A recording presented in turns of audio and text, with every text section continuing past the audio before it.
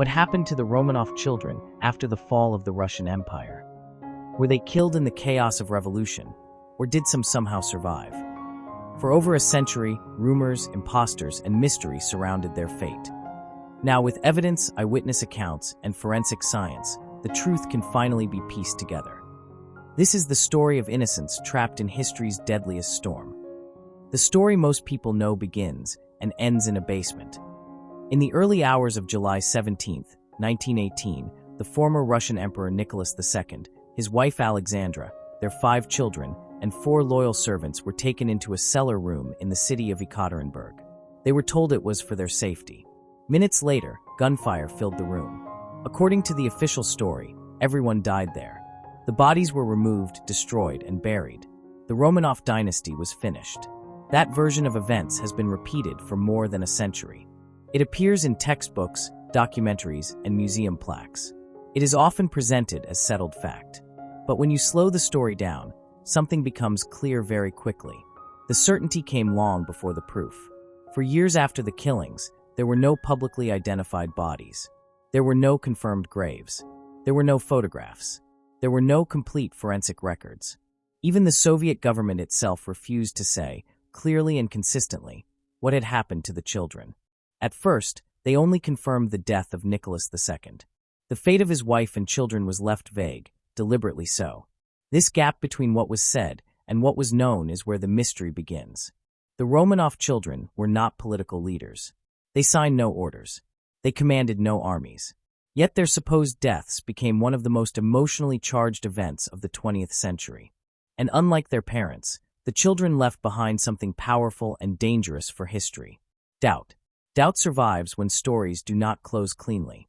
In the months after the executions, rumors spread almost immediately. Some claimed one child survived.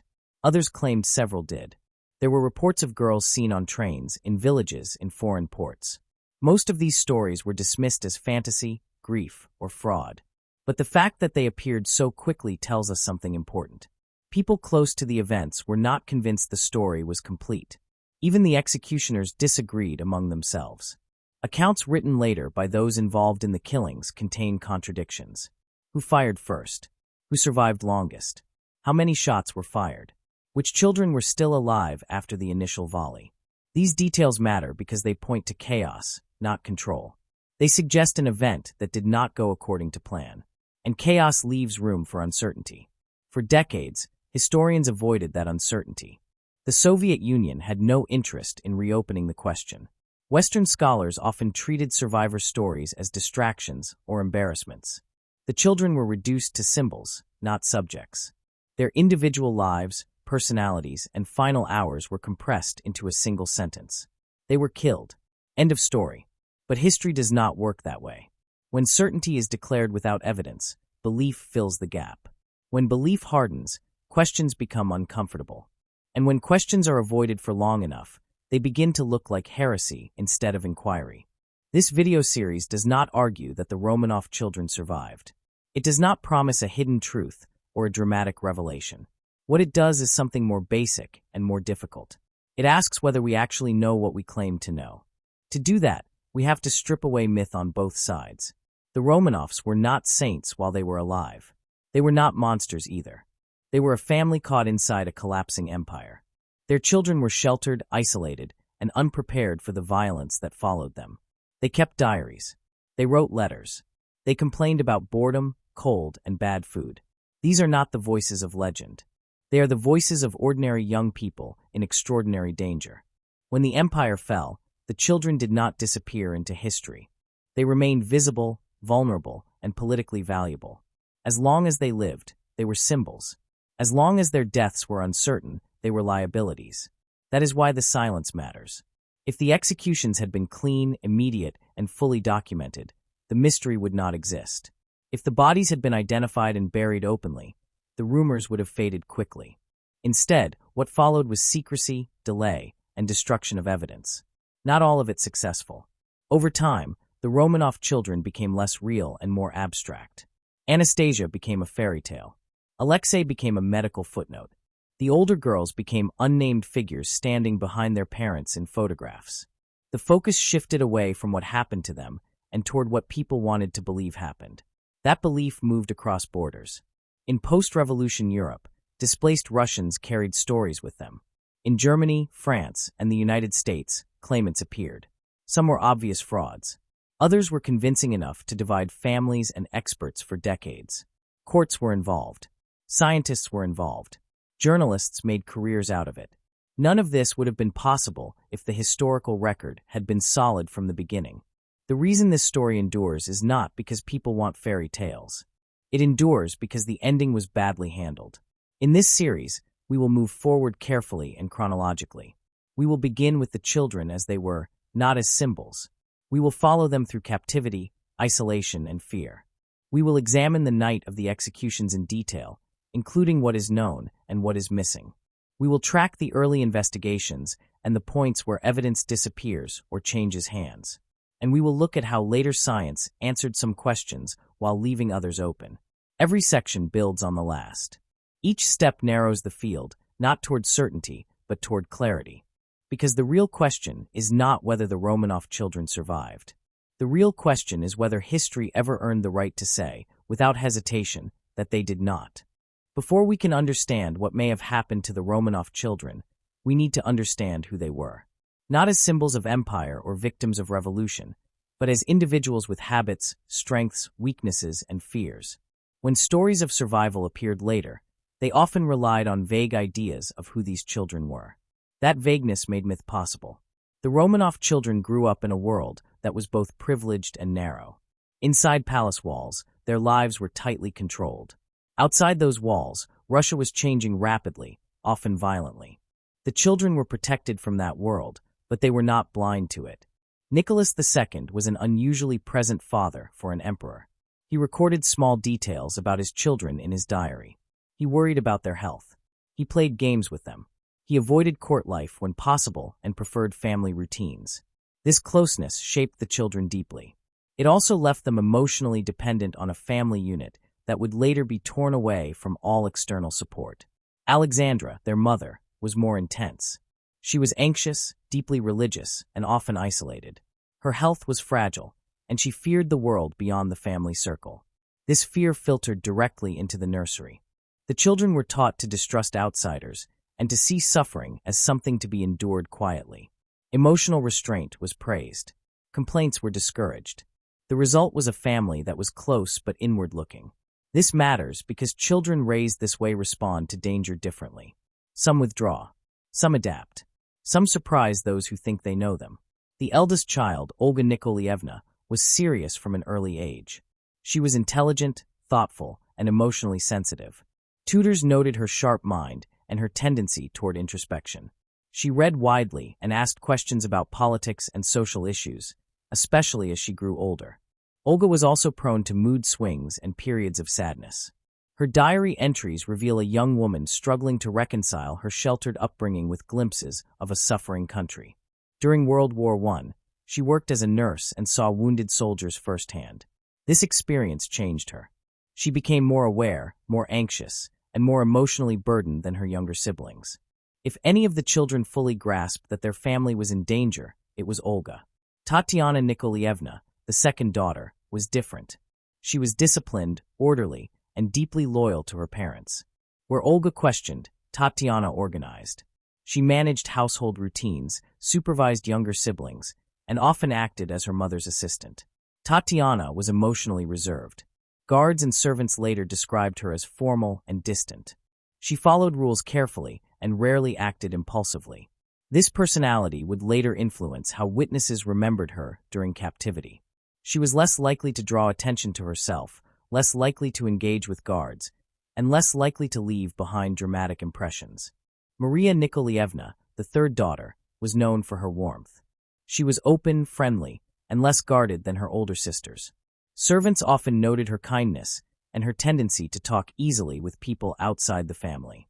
Guards later recalled her as approachable and gentle. This aspect of Maria's personality becomes important later. Many early survivor rumors centered on a young woman who could pass socially, adapt to new environments, and connect with strangers. Maria, more than her sisters, fits that description. Anastasia Nikolaevna, the youngest daughter, is the most famous, largely because of what came after. In life, she was energetic, mischievous, and resistant to authority. She played pranks, talked back, and used humor as a shield. Teachers sometimes struggled to control her. Anastasia's resilience and quick wit became the foundation for later myths. People wanted to believe that the child who laughed in captivity and mocked guards could somehow outwit death itself. Over time, that belief hardened into legend, even when it drifted far from reality. Then there was Alexei. Alexei Nikolaevich was the center of the family emotionally and politically. As the heir to the throne, his existence mattered far beyond the nursery. As a hemophiliac, his survival was always uncertain. A small injury could be fatal. Internal bleeding caused intense pain and long periods of immobility. Alexei lived with constant fear, even as a child. He was brave in public and playful when he could be, but his illness shaped every aspect of his life. His parents were obsessed with protecting him. His sisters hovered around him. Servants were instructed to monitor his movements constantly. This vulnerability made Alexei both precious and fragile. It also made him the least likely, on the surface, to survive extreme violence or escape captivity. And yet, he was also the child people found hardest to imagine being deliberately murdered. That contradiction fueled many later doubts. The children were educated at home. Their tutors emphasized languages, religion, and history. Discipline was strict, but luxury was limited. The girls wore simple clothes. They cleaned their own rooms. They slept on hard beds. This was not poverty, but it was not indulgence either. This upbringing created children who were physically tough in some ways and emotionally unprepared in others. They could endure discomfort. They were used to obedience. But they had little experience making independent decisions or navigating hostile environments. When the revolution came, this lack of preparation mattered. During captivity, the children reacted differently. Olga became withdrawn. Tatiana took on responsibility. Maria sought connection. Anastasia used humor. Alexei suffered physically and emotionally as his condition worsened. Witnesses later described moments where the children showed surprising strength. They learned to chop wood, carry water, and endure insults. They also showed fear, confusion, and despair. These reactions were inconsistent, human, and deeply personal. Understanding these differences is essential. When later claims of survival emerged, they often failed because they ignored who these children actually were. Some impostors knew palace trivia, but could not replicate temperament. Others mimicked personality, but failed under scrutiny. The real children were more complex than any single story allowed. As the political situation in Russia collapsed, the children were slowly stripped of identity. They were no longer addressed by their titles. Their movements were restricted. Their letters were censored. Guards watched them constantly. This gradual erasure was as damaging psychologically as any physical hardship. By the time the family was moved deeper into captivity, the children were no longer living as members of a ruling dynasty. They were prisoners, young, frightened, and increasingly aware that adults around them were making decisions they could not influence. This awareness sets the stage for what comes next. To understand the final months of the Romanov children, we have to widen the lens. Their personal world was collapsing, but so was the country around them. The forces closing in on the family were larger than any single guard or commander. They were shaped by war, hunger, and ideology. By the time the Romanov children became prisoners, Russia itself was already breaking apart. What surrounded them was not a clean revolution or a clear transfer of power. It was a slow collapse marked by hunger, exhaustion, and anger that had been building for years. To understand the danger the children were in, we have to understand the country that was unraveling around them. Nicholas II inherited an empire that looked strong on maps but was fragile in reality. Russia was vast, poor, and unevenly governed. Millions of peasants lived close to starvation. Industrial workers crowded into cities without political representation. Reform came slowly, and when it came, it often felt insincere. Nicholas believed deeply in autocracy. He saw compromise as weakness and protest as betrayal. This mindset isolated him from much of his own population. As unrest grew, the gap between the throne and the street widened. By the time his children were teenagers, the empire was already unstable. World War I pushed it past the breaking point. The war drained Russia's economy and exposed its weaknesses. Soldiers were poorly supplied. Railways failed. Food shortages spread to major cities. News of military defeats traveled faster than official explanations. Confidence in the government collapsed. Inside the imperial family, the war intensified fear and denial. Alexandra withdrew further into religion and mysticism. Nicholas spent long periods away from his family at military headquarters, where he made decisions he was not equipped to make. The children sensed the tension, even when it was not explained to them. One figure loomed over this period more than any other: Grigory Rasputin. Rasputin was not the devil of popular myth, but he was a destabilizing presence. His ability to ease Alexei's suffering gave him extraordinary influence over Alexandra. This influence became political, whether he wanted it or not. Appointments were made and dismissed based on his advice. Ministers came and went rapidly. To the public, Rasputin became a symbol of corruption and decay. Stories about him, many exaggerated or false, spread through newspapers and rumors. The Romanov children grew up knowing his name was dangerous. They saw how hatred toward him spilled over onto their mother and, by extension, onto them. When Rasputin was murdered in late 1916, it did not save the monarchy. It confirmed how far things had already fallen. Violence was no longer unthinkable. It was expected. By early 1917, Petrograd was on the edge. Food lines turned into protests. Protests turned into riots. Soldiers were ordered to fire on civilians and refused. Authority dissolved quickly once obedience cracked. The February Revolution unfolded faster than anyone anticipated. Within days, Nicholas II was forced to abdicate. He did so believing it might protect his son and preserve some form of stability. Instead, it removed the last barrier between the family and the chaos outside. For the Romanov children, abdication was confusing rather than dramatic. They were told their father was no longer emperor, but daily life continued almost unchanged at first. Guards replaced servants. Letters were censored. Walks were restricted. The shift felt temporary, as though order might return. It did not. Power in Russia fractured. The provisional government struggled to rule while continuing the war. Radical groups gained strength. The idea that the Romanovs could be rescued or exiled faded as conditions worsened. For the children, this meant time stretched strangely. Days were repetitive and dull, yet filled with unspoken fear. They were no longer the future of Russia. They were a problem waiting to be solved. That perception hardened after the Bolsheviks seized power in October 1917. The new regime was built on the promise of rupture. The old order had to be erased completely, not just replaced. Symbols of monarchy were dangerous. Living symbols were worse. The Romanov children were living symbols.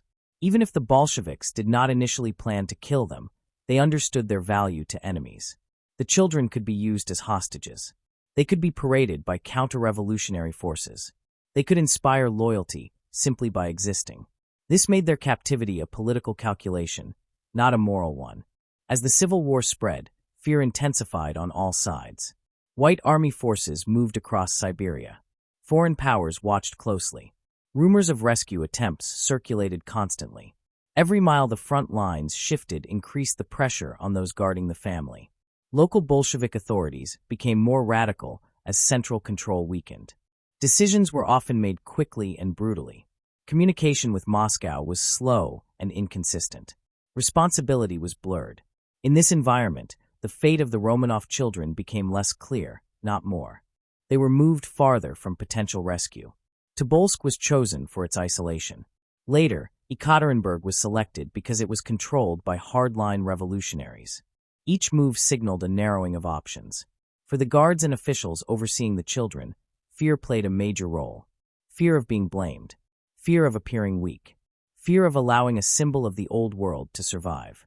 Violence thrives in this kind of fear. What is important to understand is that the children were not caught in a single moment of decision. They were caught in a process. A steady erosion of restraint. A growing belief that mercy was dangerous. By the summer of 1918, Russia was no longer a country with laws. It was a battlefield of ideas enforced by force. In such a place, children could be seen not as innocents, but as future threats. This is the world that closed in on the Romanov family. The children did not know all of this in detail, but they felt its effects. Guards became harsher. Rules became stricter. Conversations stopped mid-sentence. Their parents became quieter, more anxious. When they were moved again, deeper into revolutionary territory, there was no longer any illusion of safety. The collapse of Russia did not just remove the throne beneath the Romanovs. It removed the ground beneath everyone. And in that collapse, decisions were made that would echo for generations, precisely because they were rushed, secretive, and poorly documented. That is why what comes next matters so much. The transfer from palace to prison was not a single step. It was a descent. And with each move, the children lost another layer of protection, another witness, another chance at clarity. The fall from power to captivity did not happen all at once. For the Romanov children, it unfolded slowly, through restrictions that tightened day by day. Each new rule felt temporary. Each new guard seemed negotiable. But together, they formed a system designed to erase freedom without declaring it gone. After Nicholas II's abdication, the family remained at the Alexander Palace in Tsarskoye Selo. On the surface, life appeared stable. The children still slept in their familiar rooms. Lessons continued. Meals were shared as a family. But the presence of guards changed everything. Soldiers replaced servants. Gates were locked. Windows were painted over. Conversations were monitored. The children were no longer allowed to interact freely with the outside world. Even walks in the palace gardens were supervised. At first, the guards were polite, even curious. Some were young men from rural backgrounds who had never seen royalty before. The children, especially Maria and Anastasia, tried to engage them in conversation. This early friendliness would not last. The children struggled with boredom more than fear in these early months. They complained about the sameness of days, the lack of books, the silence at night. They sensed that something important had ended, but they did not yet understand what was coming. Alexei's health was a constant concern. Stress worsened his condition. Minor injuries led to long periods of pain and immobility. His parents watched him constantly, aware that medical help could no longer be taken for granted. As political conditions worsened, the provisional government decided to move the family. The goal was to protect them from radicals in Petrograd and remove them from public view. Tobolsk, a remote town in Siberia, was chosen for its isolation. The journey itself was a turning point. The family traveled under guard, away from familiar landscapes and into a world that felt increasingly hostile. The children were forced to confront the reality that they were no longer in control of where they went or how they lived. The trip was uncomfortable but not brutal. At this stage, the idea of eventual exile or release still seemed possible. Tobolsk offered a strange kind of pause. The family was housed in the former governor's residence. Conditions were modest but tolerable. The children resumed lessons. They read, prayed, and marked religious holidays. They planted gardens and chopped wood. In their diaries, they recorded ordinary details alongside quiet anxiety. This period is important because it shaped later assumptions. Many accounts portray Tobolsk as evidence that the Bolsheviks never intended to kill the children. But intention is not fixed. It changes with pressure. During their months in Tobolsk, the children became more aware of their isolation. News from the outside was limited and unreliable. Letters arrived late, or not at all. Guards rotated frequently, bringing different attitudes with them. Some guards were sympathetic. Others were openly hostile. Discipline varied. Rules were enforced inconsistently. This unpredictability created tension. The children never knew which version of authority they would face each day. In March 1918, the situation shifted sharply. The Bolsheviks consolidated power and reassessed the Romanov problem. Tobolsk was no longer considered secure. White army forces were moving through Siberia. Rescue attempts seemed more plausible. The family's value as hostages increased, and with it, the danger. The decision was made to move Nicholas, Alexandra, and Maria first, leaving the other children behind temporarily because Alexei was too ill to travel. This separation was devastating. It was the first time the family had been divided since captivity began.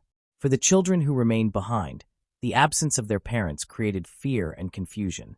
For those taken away, the uncertainty was worse. None of them knew where they were going or why. Ekaterinburg was not chosen for comfort. It was chosen for control. When the family members arrived there, they were placed in a private house seized by the Bolsheviks. It was soon renamed the House of Special Purpose. The name itself was a warning. Life in Ekaterinburg was harsher from the beginning. Windows were boarded up. Curtains were kept closed. The family was forbidden from speaking other languages. Even casual conversation among themselves was monitored. When the remaining children were finally brought to Ekaterinburg, The family was reunited, but only physically. Emotionally, the atmosphere had changed. The children sensed that this place was different. The guards were rougher. Smiles disappeared. Jokes were punished. The children's routines shrank further. Exercise was limited. Reading material was restricted. Religious practices were sometimes mocked. Privacy vanished completely. Alexei's condition continued to worsen.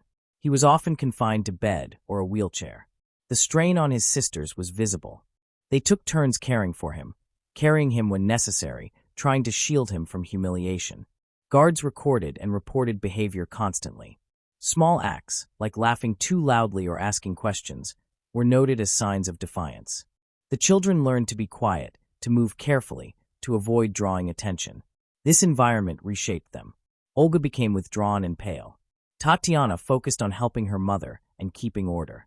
Maria tried to remain kind, even as it became risky. Anastasia used humor more sparingly, sensing it could provoke punishment. The family was no longer simply being held. They were being broken down. The descent from palace to prison was complete. What had once been an inconvenience now felt like a trap. The children understood that adults around them were afraid. Fear travels quickly in confined spaces.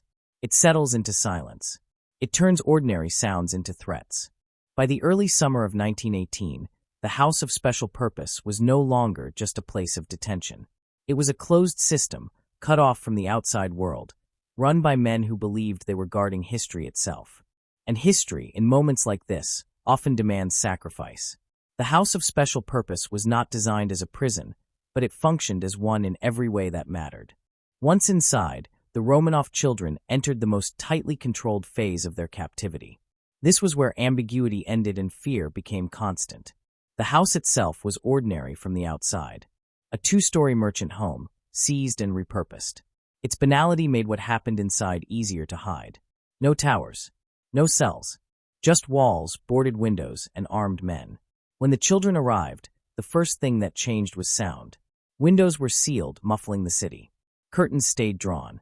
Even footsteps outside the house were hard to hear. The world shrank to a few rooms and a narrow yard. Guards were everywhere. They slept in hallways. They listened at doors. They interrupted conversations. The children quickly learned that nothing they said was private. Even family discussions were treated as potential threats. Rules multiplied. The children were forbidden to look out windows. They were told to address guards formally. They could not speak foreign languages, even among themselves. Singing was discouraged. Laughter was risky. Letters were censored or never sent. The yard, once a place of limited relief, became another site of control. Exercise was allowed only at certain times and under strict supervision. The children walked in circles while guards watched, rifles visible. There were no spontaneous moments. Everything was scheduled, approved, and monitored. Psychological pressure was deliberate. Guards mocked the family openly. They sang crude songs. They carved drawings and slogans into walls. Some guards wore stolen clothing belonging to the family. Others deliberately misused titles or refused to use names at all. For children raised in a world of ritual and respect, this humiliation was deeply unsettling. It was designed to strip them of identity. Over time, it worked. The children adapted in small ways. They spoke less. They moved slowly. They avoided eye contact. Their diaries became more guarded, filled with neutral observations rather than emotion. This silence would later be mistaken for ignorance or indifference. It was neither. It was survival. Alexei's health dominated daily life. His hemophilia worsened under stress and poor conditions. He suffered internal bleeding that left him weak and in pain. Moving him became a challenge. His sisters carried him when needed, drawing attention from guards who alternated between irritation and pity. Medical care was minimal. Requests were delayed or denied. Alexandra's fear for her son intensified. She argued with guards, which only made conditions worse. The children watched this dynamic unfold, learning that protest had consequences. Guard behavior varied widely. Some were brutal. Others were indifferent. A few showed flashes of kindness, offering small comforts or brief conversations. These moments were dangerous. Guards who appeared sympathetic could be transferred or disciplined. Trust was risky for everyone. This inconsistency added to the psychological strain. The children never knew which guard would be on duty or what mood he would bring with him. A harmless question one day could result in punishment the next. Information was tightly controlled. News from outside was scarce and often contradictory. The children heard rumors of advancing armies, of executions elsewhere, of chaos in the streets. None of it was confirmed. This uncertainty was more frightening than bad news would have been. The family marked time through religious observances and routine. Prayer became central. For the children, faith offered structure when everything else had collapsed. Guards sometimes mocked these rituals, sometimes ignored them. Either way, they were reminders that the family lived under constant observation. As weeks passed, the tone of the house shifted again. The arrival of Yakov Yurovsky as commandant marked a turning point. He was disciplined, focused, and determined to impose order.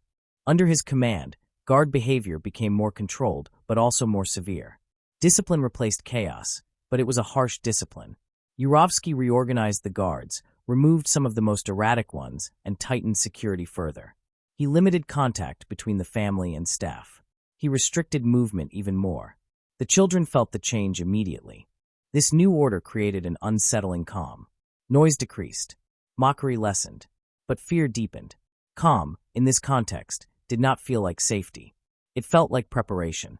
The children sensed that something was changing, even if they did not know what. Their diaries mention restlessness, strange dreams, and a growing sense of unease. Small details took on larger meaning. A locked door. A whispered conversation. A guard suddenly reassigned. Alexei's condition kept the family physically vulnerable.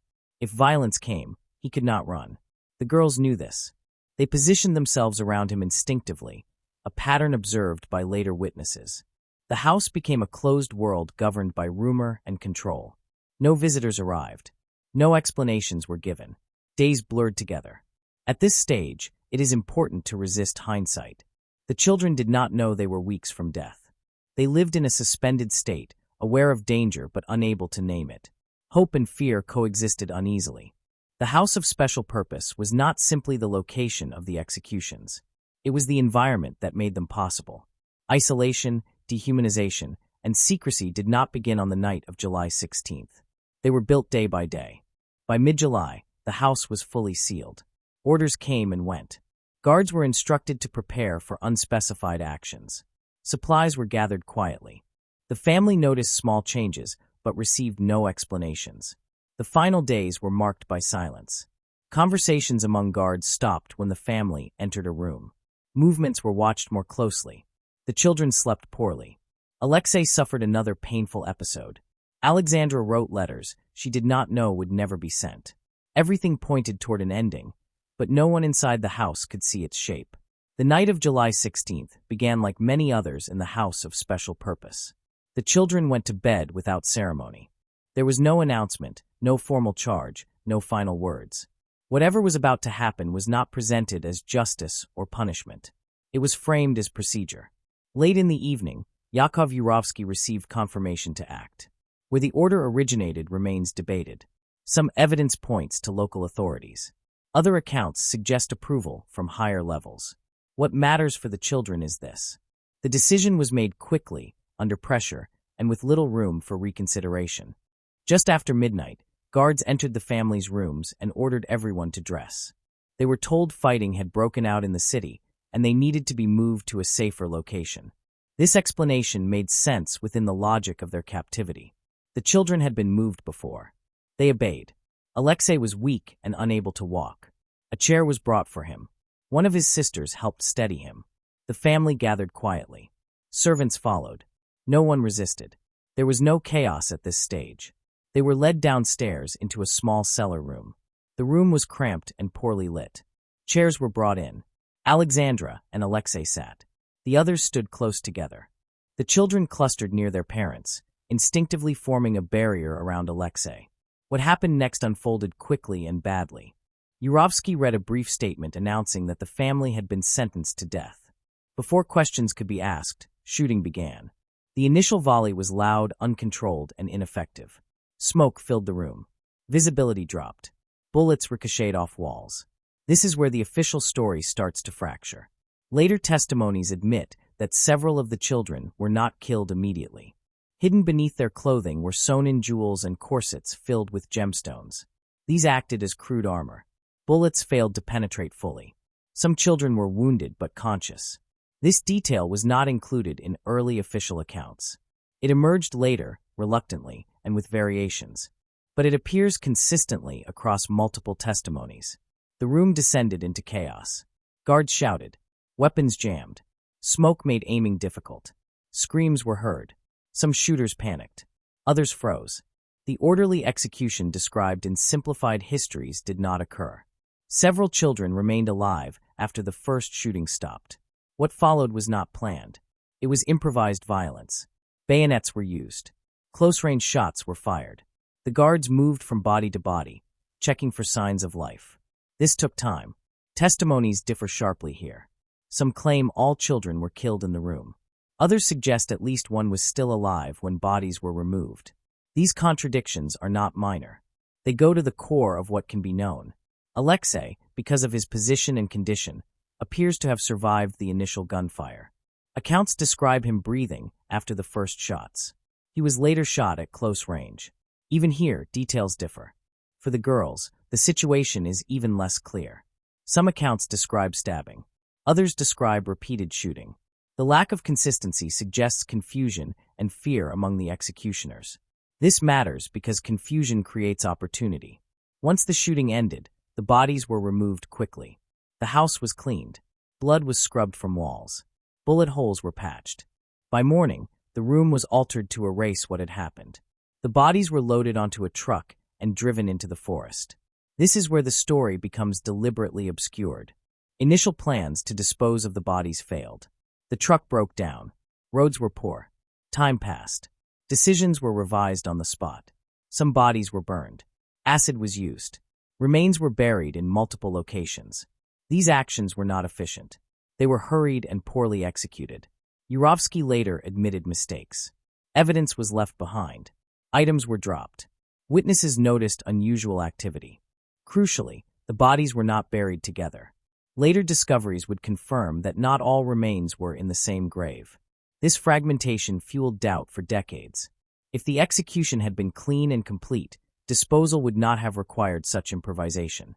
By morning, Ekaterinburg was quiet. The family was gone. Guards were reassigned. The house stood empty. But the silence that followed was not final. Local authorities announced Nicholas II's execution. No mention was made of Alexandra or the children. This omission was deliberate. It allowed flexibility. It avoided backlash. It bought time. For weeks, the fate of the children was officially unknown. This gap is one of the most important facts in the entire story. If the children had unquestionably died, there would have been no need for ambiguity. The refusal to confirm their deaths suggests uncertainty, fear, or both. When later statements claimed all had been killed, they relied heavily on the testimonies of the same men who had reason to protect themselves. There were no neutral witnesses. No independent verification. The night of July 16th to 17th did not produce clarity. It produced a mess. For the children, that mess is the reason their story never ended cleanly. The combination of failed gunfire, improvised violence, chaotic disposal, and delayed reporting left too many unanswered questions. This does not mean survivors existed. It means certainty was compromised at the moment it mattered most. History prefers clean endings. What happened in that cellar was anything but clean. The next section follows what came after. The attempts to investigate, document, and explain what had happened. These efforts were sincere but limited. Evidence was already gone. Witnesses were scattered. Fear shaped testimony. What investigators found was not proof, but fragments. And fragments, once exposed to rumor and grief, take on lives of their own. When the Romanov family disappeared, silence became the official response. That silence did not last long, but it lasted long enough to shape everything that followed. In the days after the executions, local Bolshevik authorities announced only one confirmed death. Nicholas II had been shot. No explanation was given. No details were offered. Alexandra and the children were not mentioned at all. This was not an accident. At the time, Ekaterinburg was unstable. White Army forces were advancing. Control of the region was uncertain. Any announcement about the deaths of the children carried risk. If the city fell, those responsible could be held accountable. If it did not, Moscow could still revise the narrative. Ambiguity was safer than honesty. When White Army forces took Ekaterinburg later that month, they found an empty house and a city full of rumors. Neighbors reported gunfire. Guards had vanished. Furniture was missing. The cellar showed signs of violence despite attempts to erase it. An investigation was ordered almost immediately. The first inquiries were rushed and informal. Officers interviewed local residents, servants, and former guards. Stories conflicted. Some witnesses claimed all the children had died. Others said they had seen one or more alive after July 17th. No physical evidence could confirm either claim. This lack of clarity was not surprising. Time had already erased much of what mattered. The most serious investigation was led by Nikolai Sokolov. He was methodical, determined, and deeply aware of the political importance of his work. Sokolov approached the case as both a legal inquiry and a historical record. He searched the Ipatov house thoroughly. He collected bullets, bloodstains, personal items, and fragments of bone. He documented damage to walls and floors. He photographed the cellar. He interviewed dozens of witnesses. What he did not find were bodies. Sokolov's investigation extended into the surrounding forests. He located a site where remains appeared to have been burned. He found charred bones, teeth, and personal belongings. But the evidence was incomplete and badly damaged. Crucially, he could not confirm how many bodies had been destroyed. This limitation haunted his conclusions. While Sokolov believed the entire family had been killed, he admitted that proof was lacking. His reports were careful in some places and speculative in others. Over time, his certainty increased, but the physical evidence did not. Political pressure shaped his work. The White Army wanted a clear narrative. The Romanovs were symbols. Their deaths justified outrage. Doubt complicated propaganda. Sokolov was expected to deliver closure, even when the evidence resisted it. When Sokolov's findings were later published abroad, they were treated as authoritative. Over time, his conclusions hardened into fact, even though his own investigation had left room for uncertainty. Meanwhile, witnesses disappeared. Some guards fled. Others were killed in the Civil War. Some gave statements years later that contradicted earlier accounts. Alcohol, fear, and self-preservation influenced testimony. Memory shifted. Stories aligned themselves with prevailing narratives. In this environment, rumor flourished. Reports emerged almost immediately of Romanov children seen elsewhere. Some claimed a girl had escaped during transport. Others said a child had been rescued by sympathetic guards. Most of these stories were vague and unverifiable, but they shared a common feature. They appeared before any official confirmation of death. This timing matters. People close to the events did not behave as though the story was settled. Uncertainty was not manufactured decades later. It existed from the beginning. Foreign governments noticed. Diplomatic cables from the period show confusion.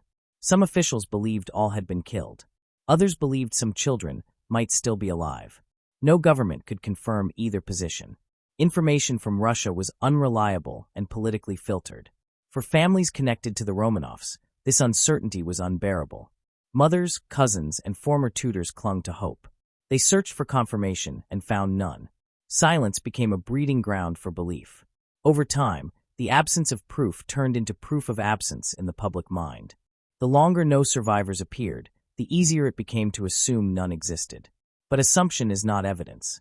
The early investigations failed not because they were dishonest, but because they arrived too late and operated in chaos. Evidence had been destroyed deliberately. Witnesses were unreliable. The political environment demanded conclusions that the facts could not fully support. This failure created a vacuum. Into that vacuum stepped storytellers, claimants, and opportunists. Some were sincere. Others were not. All relied on the same weakness in the historical record. The Romanov children did not vanish cleanly. They vanished badly. This matters because later debates did not arise from fantasy alone. They grew out of real gaps, real delays, and real contradictions in the earliest attempts to document the truth. If the bodies had been found in 1918, the story would have ended there. If the deaths had been announced clearly and consistently, rumor would have faded. Instead, the world was left with fragments and silence.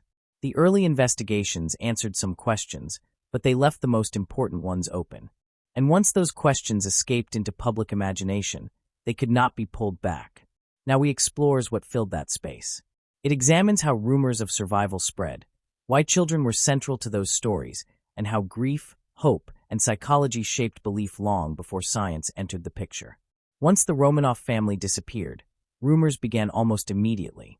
These were not late inventions or the products of Hollywood dramatization. They started in Russia, often from people who had been near the family or their guards. The first reports were scattered, contradictory, and sometimes impossible, but their very existence tells us something important. The children's deaths were never universally accepted. Even before bodies were found, people claimed to see survivors.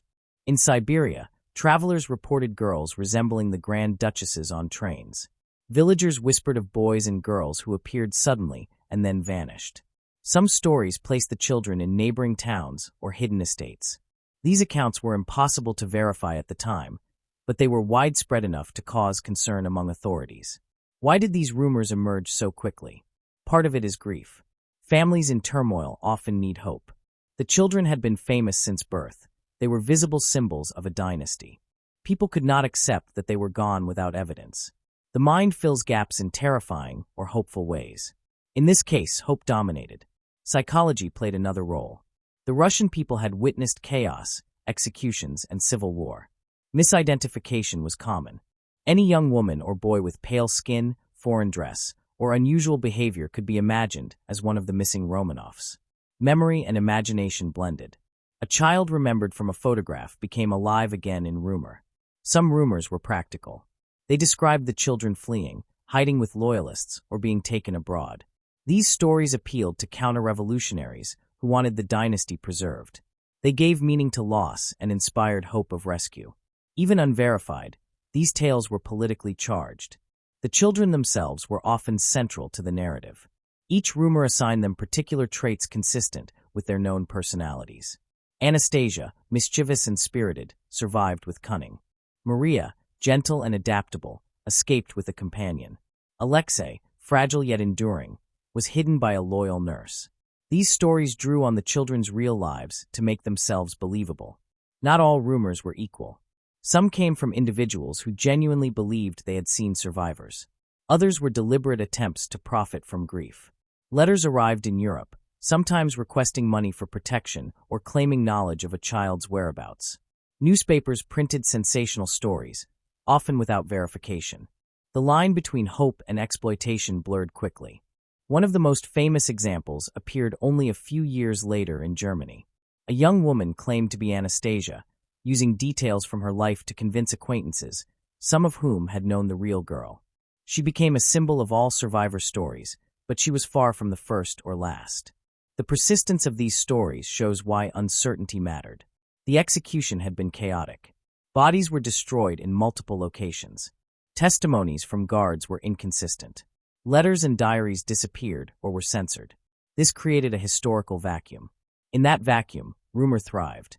International politics amplified the effect. Russian émigrés in France, England, and the United States passed along unverified stories. Governments monitored them, sometimes hoping for political advantage. The mere possibility of survival became a diplomatic complication. Rumors also adapted over time. Early reports described children seen nearby. Later accounts imagined escapes to Europe or even the Americas. Names changed. Ages shifted. Details were adjusted to fit political or cultural expectations. These variations were not accidents. They were the natural evolution of a story seeking continuity. Even historians at the time acknowledged uncertainty.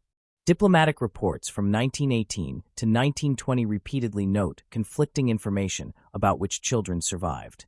Some officials assumed all were dead. Others left open the possibility that one or more had escaped.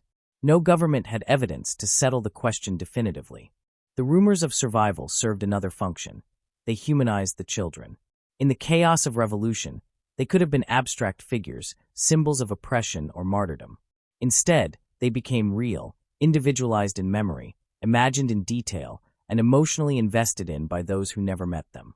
These stories would later fuel the most famous survivor claims, including Anna Anderson in Germany, a woman who insisted she was Anastasia. Her case was long, controversial, and emblematic of how rumor and history collided. She knew palace details, charmed some, fooled others, but ultimately failed scientific testing decades later. Even so, her story endured precisely because the historical record of July 1918 had gaps. The children's real personalities mattered here. People shaped survivor accounts around what they believed each child would do.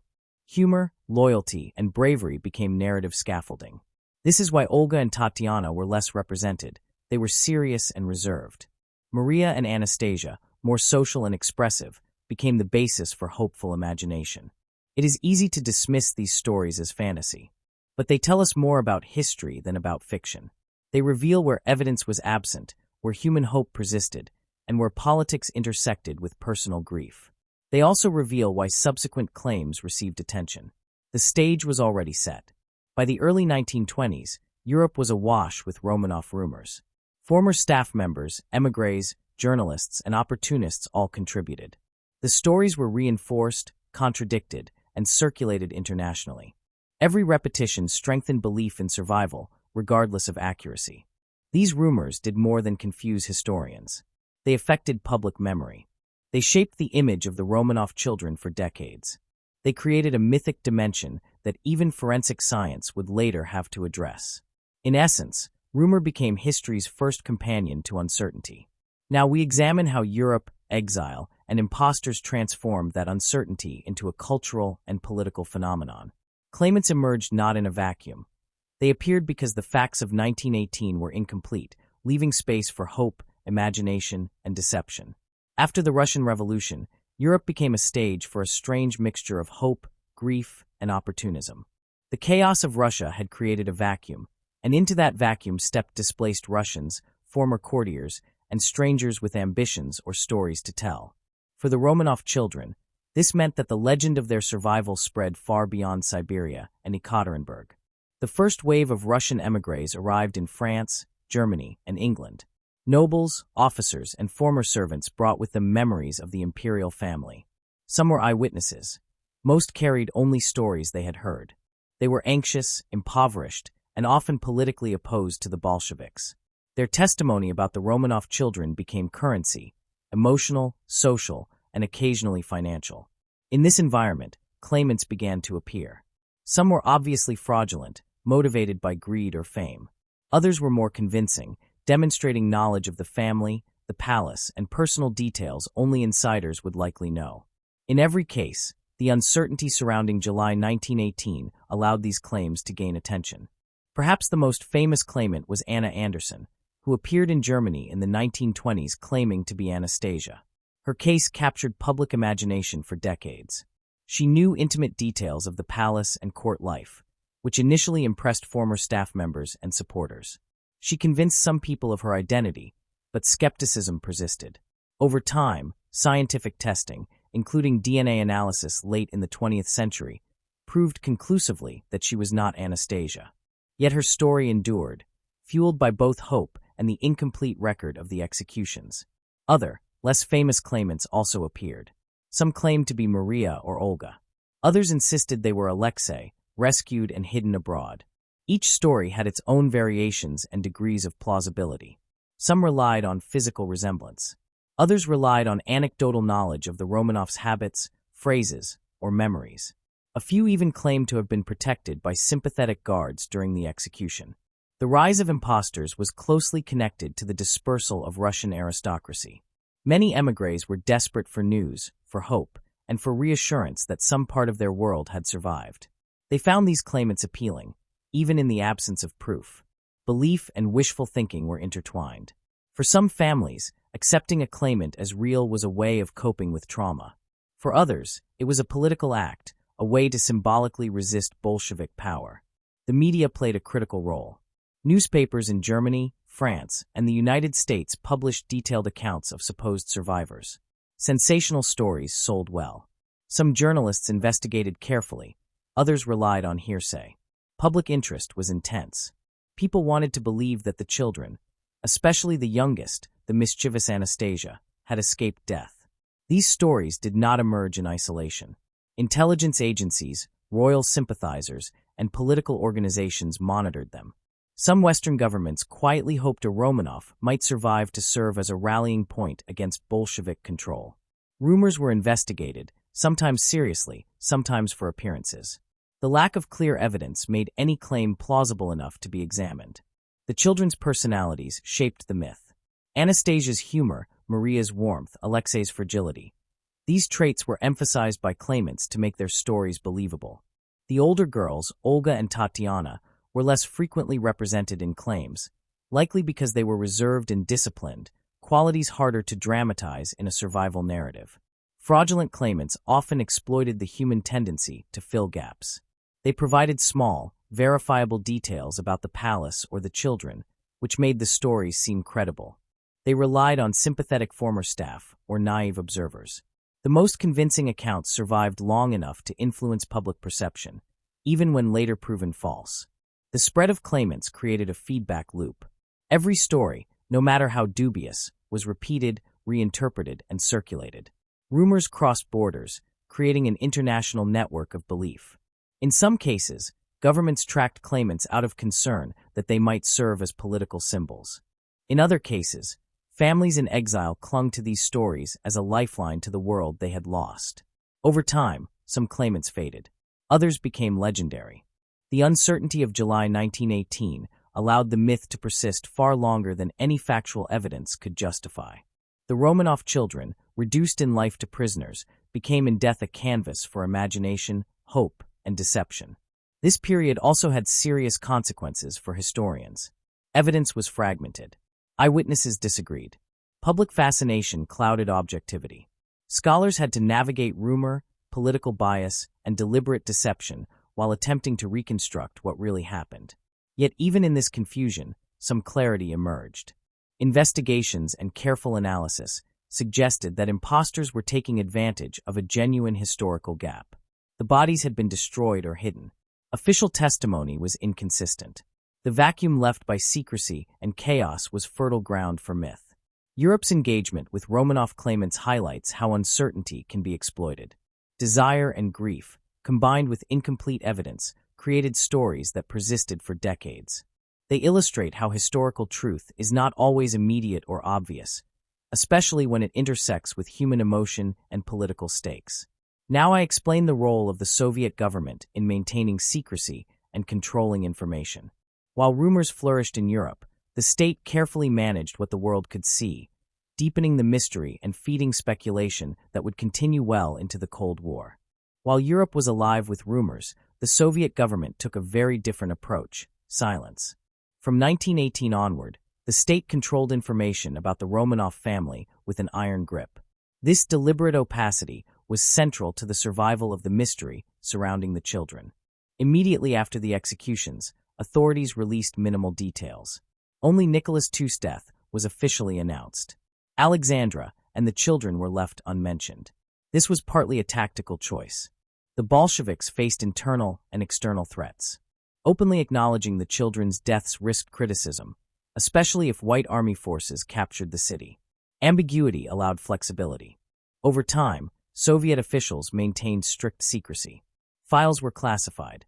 Correspondence between local commanders and Moscow was restricted. Official documents were either destroyed or kept inaccessible. Even historians working decades later found gaps in archives. Many key pieces of evidence were deliberately withheld from public view. The state's approach was reinforced by political necessity. A living Romanov, especially one of the children, would have been a potent symbol for monarchists and counter-revolutionaries. Any chance of survival could inspire revolt or foreign intervention. Keeping the world uncertain neutralized this risk. Silence became a defensive strategy, both domestically and internationally. International observers struggled. Diplomatic reports show that foreign governments repeatedly asked for confirmation of the children's fates. Some cables expressed hope that one or more might have survived. Others accepted death as probable, but acknowledged that no evidence had been provided. For decades, Western intelligence and embassies relied on rumors, fragmentary testimony, and speculation. Soviet silence had the unintended consequence of fueling myth. Lack of official information allowed claimants in Europe to gain credibility. If the state had released a full account with remains, witnesses, and documentation, impostors would have found little traction. Instead, absence became evidence in the public imagination. Mystery thrived precisely because the government refused to clarify. The secrecy also shaped Soviet narratives. The Romanovs were eventually presented as symbols of a fallen, decadent regime. Their deaths were framed as inevitable or necessary for the revolution's survival. Children, however, were often omitted or generalized. They became abstract figures, martyrs in propaganda, rather than human beings with personalities and fears. This erasure reinforced the vacuum into which rumors expanded. Cold War politics later amplified the uncertainty. Western scholars and journalists had limited access to Russian archives. Soviet authorities tightly controlled what could be published. Any exploration of claims of survival was often dismissed as politically sensitive or ideologically dangerous. Stories persisted abroad, but they were filtered, distorted, and sensationalized. The children remained at the center of an international game of secrecy, politics, and speculation. Scientific developments in the late 20th century would eventually challenge some of this opacity. DNA testing and forensic archaeology could finally confirm identities and deaths. But for decades, the absence of transparency allowed myths to take root and endure. The mystery of the Romanov children became not just a Russian story, but a global one, fueled by state secrecy and human curiosity. The Soviet handling of the Romanov children's fate demonstrates how deliberate concealment can outlast the events themselves. By controlling information, the state delayed closure, preserved ambiguity, and created conditions where hope, rumor, and speculation flourished unchecked. For decades, the fate of the Romanov children remained shrouded in rumor, speculation, and political silence. It wasn't until remains were discovered that science began to bring clarity to a story that had been dominated by uncertainty. The first major breakthrough came in 1979, when a team of amateur historians and local officials located a partially buried site near Ekaterinburg. Reports described fragments of bone, burned clothing, and personal items that appeared consistent with the Romanov family. The site was shallow, disturbed, and poorly documented at the time, which limited its immediate usefulness. Soviet authorities kept the discovery quiet, further feeding speculation abroad. The location, referred to as Gonina Yama, was significant for several reasons. According to historical accounts, this was one of the places where executioners attempted to dispose of bodies after the initial burial and burning failed. The discovery of remains there suggested that the official record had been incomplete and that some bodies had been moved, hidden, or destroyed in multiple locations. In 1991, after the collapse of the Soviet Union, a full-scale investigation became possible. Archaeologists exhumed a mass grave outside Ekaterinburg, uncovering 9 skeletons buried in a deep pit. This find corresponded closely with the expectation that Nicholas, Alexandra, and 3 of the daughters had been buried together. Forensic experts examined the bones, noting signs of gunshot wounds, blunt trauma, and fire damage. The condition of the remains confirmed the chaotic nature of the execution and disposal. The identification process was painstaking. Anthropologists analyzed age, height, and skeletal features. Dental records were compared when possible. But the final confirmation came through DNA testing, a technique that had not been available in earlier investigations. Mitochondrial DNA, inherited from the maternal line, allowed scientists to match the remains with living relatives of Alexandra. Y chromosome and autosomal DNA further confirmed Nicholas's identity and that of his children. These tests answered many questions. They confirmed that 4 of the 5 children, Olga, Tatiana, Maria, and Alexei, were among the 9 bodies recovered. The tests also showed that 2 of the daughters, believed to have been Anastasia and Maria, were missing from the grave. Their absence explained the decades of rumor and fueled speculation that one or both might have survived. The missing remains were discovered in 2007, when another excavation uncovered 2 more skeletons near the original site.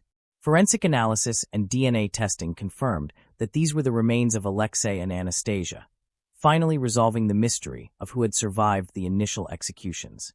The long-standing legends of escaped children, impostors, and rumors could now be tested against hard evidence. The science did not merely confirm death. It illuminated the violence itself. Forensic examination showed that the children had suffered multiple gunshot wounds and that fire and blunt trauma had been applied afterward. The execution was not neat. The body disposal was inconsistent. These findings matched early eyewitness reports describing confusion, improvised violence, and the presence of sewing-line jewels that slowed bullets. Importantly, the discoveries addressed a central question about survival. The gaps in evidence from 1918, combined with chaotic execution and poorly documented burials, had allowed hope and speculation to flourish. By providing concrete, scientifically verified data, the remains finally allowed historians and the public to close the question. All 5 children died in July 1918.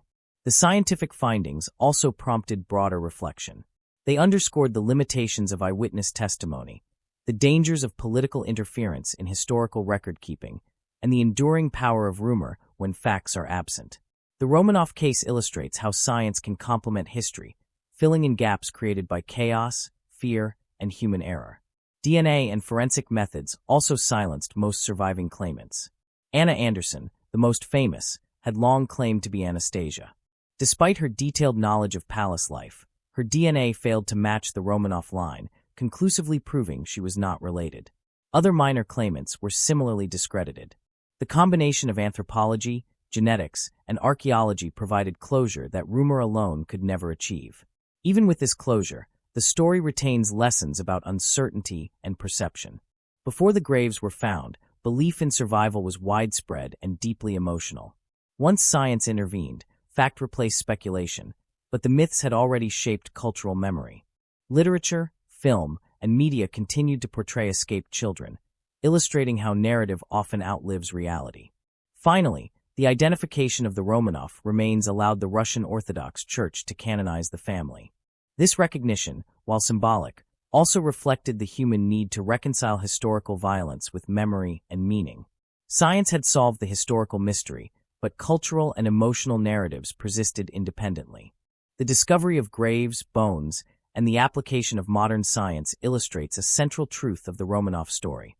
Historical certainty depends not only on record-keeping but on evidence. For nearly a century, rumor filled the void. Only archaeology and DNA testing could provide the clarity that eyewitness accounts, early investigations, and official statements could not.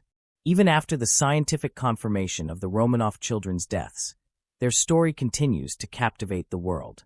This enduring fascination is rooted not only in tragedy, but in the combination of youth, innocence, and mystery. The children, especially Anastasia, became symbols that transcended historical fact. Their story is now part history, part legend. The first layer of their legacy lies in memory and mourning. Within Russia, families of former servants, soldiers, and courtiers preserved stories of the children's personalities, habits, and kindness. Olga's seriousness, Tatiana's orderliness, Maria's warmth, Anastasia's humor, and Alexei's fragility were remembered in vivid detail. Memoirs, letters, and diaries ensured that the children were not reduced to names on a tomb. This humanization helped maintain a cultural connection that endured through decades of Soviet silence. Outside Russia, the Romanov children became a source of hope and narrative for displaced émigrés. Stories of survival offered a way to cope with the loss of homeland, social status, and security. Even those who never met the family could project longing, grief, or fantasy onto them. Literature, newspapers, and later films exaggerated or fictionalized the story, but always with a focus on the youngest members, particularly Anastasia and Alexei. Their youth and energy made them more relatable and easier to mythologize. The rise of impostors, particularly Anna Anderson, also shaped cultural memory. Even after DNA tests disproved her claims, Anderson's story influenced novels, films, and plays. The idea of a hidden princess surviving against all odds resonated across generations. Anastasia became a character in popular imagination, witty, brave, and elusive. This enduring myth illustrates the human tendency to fill historical gaps with narrative, especially when innocence is lost violently. Art and media further amplified the legacy. Novels, stage plays, and movies portrayed the children as symbols of lost innocence and the fall of empires. Animated films and musicals adapted Anastasia's story for modern audiences, blending fact and fiction. Even in scientific and historical circles, the children's lives are taught with an emphasis on individuality, personality, and tragedy. They serve as case studies in human resilience, family dynamics, and the consequences of political collapse. Religious and spiritual recognition has added another layer. The Russian Orthodox Church canonized the Romanovs as passion-bearers, honoring their endurance and faith in the face of death. This canonization reinforces the moral and emotional dimension of their story, linking historical events to personal virtue and sanctity. Churches, shrines, and pilgrimages dedicated to the family preserve memory in a tangible way. Cultural impact also extends to historical scholarship. The Romanov children are frequently cited in discussions of political violence, revolution, and state secrecy. Their story illustrates the human cost of social upheaval and the vulnerability of noncombatants during civil conflict. Studies of rumor, impostors, and myth-making are often tied directly to the uncertainty surrounding their deaths.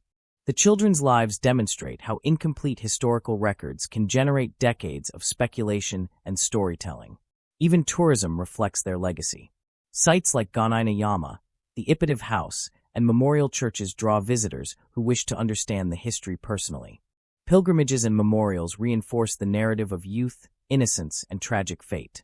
Museums display photographs, letters, and personal items, giving modern audiences a connection to lives abruptly ended. The Romanov children's legacy teaches broader lessons about history, memory, and evidence. Rumor can persist for decades if documentation is incomplete. Myths can survive long after scientific verification. Emotional connection often outlives factual clarity. Their story highlights the intersection of human emotion, historical events, and political secrecy. It is a cautionary tale about the dangers of uncertainty and the persistence of hope. The cultural impact of the Romanov children, therefore, is multifaceted. They are remembered as real people, as victims of political violence, as mythic figures, and as symbols of the fall of Imperial Russia. Their story continues to inspire curiosity, mourning, artistic expression, and historical research. Even with forensic evidence closing the gaps, the emotional resonance of their lives and deaths ensures that the children remain central to both Russian and global memory. The story of the Romanov children is, in many ways, the story of history itself, messy, chaotic, and shaped as much by human emotion as by fact. From their early lives in the palaces of Tsarskoye Selo to their final days in the House of Special Purpose, the children were caught between innocence and the collapse of an empire. Their personal experiences reflect not only the tragedies of one family, but also the broader consequences of revolution, secrecy, and political violence. What began as a series of carefully managed appearances and daily routines slowly unraveled. The collapse of imperial authority, the chaos of civil war, and the imposition of harsh captivity created conditions in which survival was fragile and certainty impossible. The children were physically isolated, psychologically pressured, and politically significant simply by existing. Every step from palace to prison was a step deeper into a world where safety was an illusion.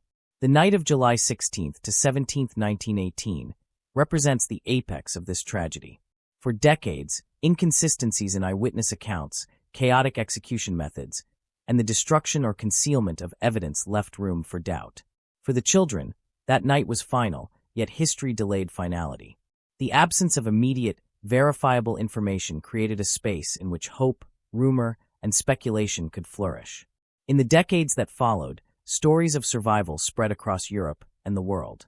Claimants, such as Anna Anderson, exploited gaps in knowledge and human longing. Rumors were perpetuated by grief, displacement, and cultural fascination. The Romanov children became more than historical figures. They became symbols. Anastasia, in particular, became a legend, representing endurance, cunning, and the fantasy of escape from tragedy. Soviet secrecy and Cold War politics further extended uncertainty. By controlling access to archives and withholding information about the children's fate, the state created conditions in which rumor, hope, and myth could thrive. For generations, historians, journalists, and the public were left to navigate a patchwork of testimony, speculation, and incomplete records. The combination of chaos, secrecy, and lack of evidence created a narrative vacuum that myth naturally filled. Science ultimately provided closure. The discovery of graves, the careful application of forensic analysis, and DNA testing confirmed the deaths of all 5 children. Skepticism about impostors was finally resolved. While rumor and myth persisted in cultural memory, factual certainty replaced decades of speculation. Archaeology and genetics revealed the truth. The children had perished in 1918, victims of a violent political upheaval that sought to erase an entire dynasty. Yet the story does not end with science. Cultural memory preserves the children in ways that transcend fact. Their personalities, their struggles, and their youth continue to resonate. Memorials, churches, films, and literature keep their presence alive in human imagination. The children are remembered as individuals, not merely as historical casualties or symbols of empire. Their lives and deaths continue to teach lessons about vulnerability, resilience, and the human cost of political collapse.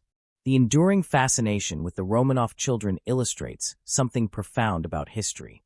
Facts alone do not satisfy human curiosity or emotional need. Uncertainty invites storytelling. Mystery invites engagement. Tragedy invites reflection. Even after scientific verification, the children remain alive in public imagination because their story touches universal themes: family, loss, innocence, and the struggle to understand chaos. The Romanov children also remind us of the limits of historical certainty. For decades, people believed, hoped, and mourned based on fragments and rumor. Eyewitness accounts were flawed. Official statements were incomplete or misleading. Political pressures shaped narrative. Only careful investigation, archaeology, and genetics could restore clarity. Even now, the emotional resonance of the story remains independent of evidence. History and human memory coexist, sometimes in tension. Finally, the Romanov children stand as witnesses to both human cruelty and human resilience. Their lives were short and their deaths violent, but they are remembered because they were more than victims. They were children with personalities, emotions, and relationships. Their story demonstrates how individuals can become symbols, how myth can survive absence, and how science can recover truth from chaos. The mystery of the Romanov children is not only about whether they survived or died. It is about how history is remembered, how rumor and hope fill gaps, and how human beings seek meaning in tragedy. Their story endures because it combines historical fact, emotional resonance, and mythic power. It is a reminder that even in the face of overwhelming violence and uncertainty, memory persists, and the lives of the innocent continue to inspire reflection and study. The Romanov children's tale is a narrative that spans history, rumor, politics, and science. From palaces to prisons, from execution to myth, and finally to scientific resolution, it offers insight into the fragility of life, the impact of political upheaval, and the enduring need for closure in human understanding. Their story will continue to be retold, studied, and remembered, not only as a tragedy of history, but as a cautionary tale of how chaos, secrecy, and hope shape the way the past is understood.